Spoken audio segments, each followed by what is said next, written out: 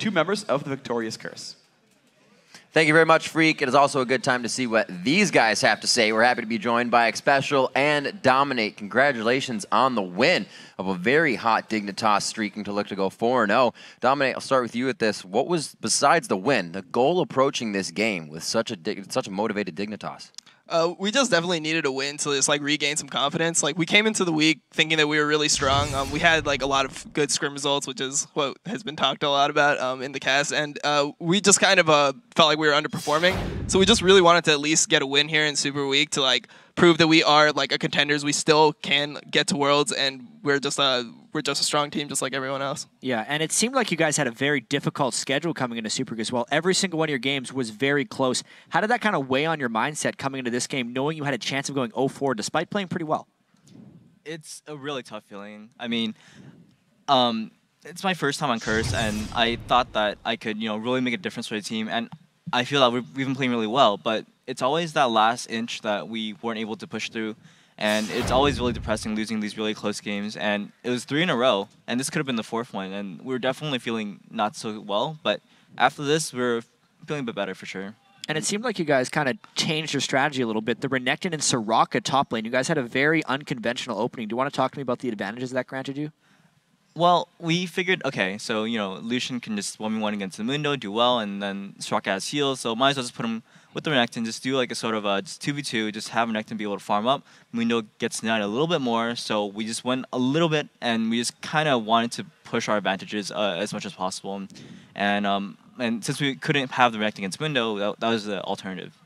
Right on. Dominate, going into shot calling a little bit. You are a really prominent voice on the team. With EpicSkillshot coming in with a few of the changes, are there a few more voices giving help to those calls in the mid game and the late game? Yeah, I definitely think that this season it's more kind of like a democracy. Everyone will just kind of say things, and we'll just, as a team, decide on what the best option is.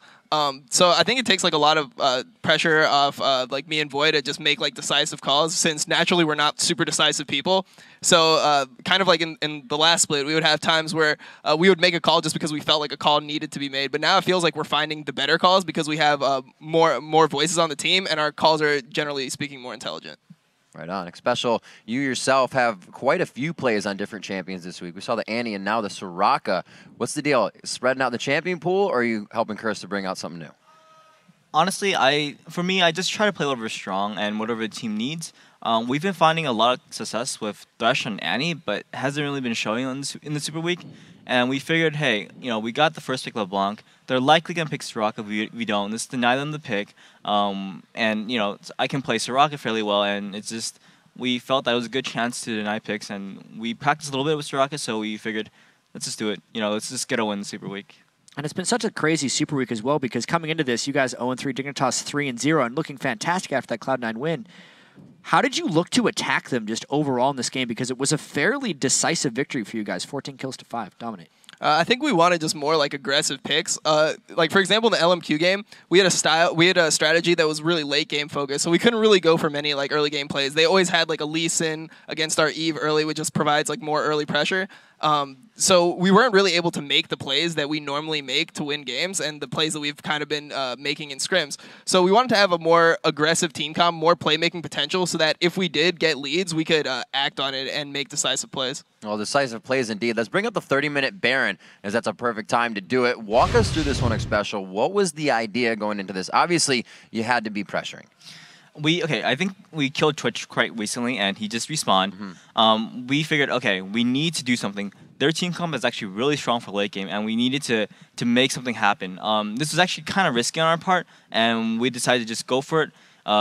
Twitch was not going to be there, and we go for the fight. Void gets a really nice pick on the Zyra, and we're in the pit. We're trying as best as we can to maybe get the Baron and not get it stolen.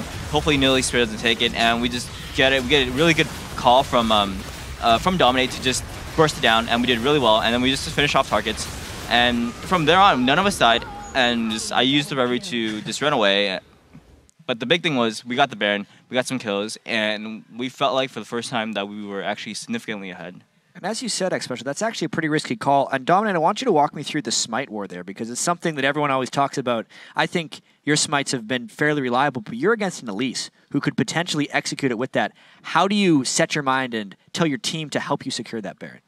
It's really just like a burst call. Like you call like a number, it's like roughly like, all right, when it gets to 2,000 health, we want to burst. And it doesn't really matter if the smite's the finisher there. It just matters that all your damage is like synchronized. And in that situation, our damage was synchronized, and Voy ended up getting the Baron. But it's mainly just a game where you try to get a burst advantage over the other team because they're not expecting that much damage to come out in such a short amount of time. And looking back at the losses, something that happened this week for Curse, what do you guys kind of attribute to those? Was it shot calling? Was it just a few plays that you guys were thought going to go a different way? Special?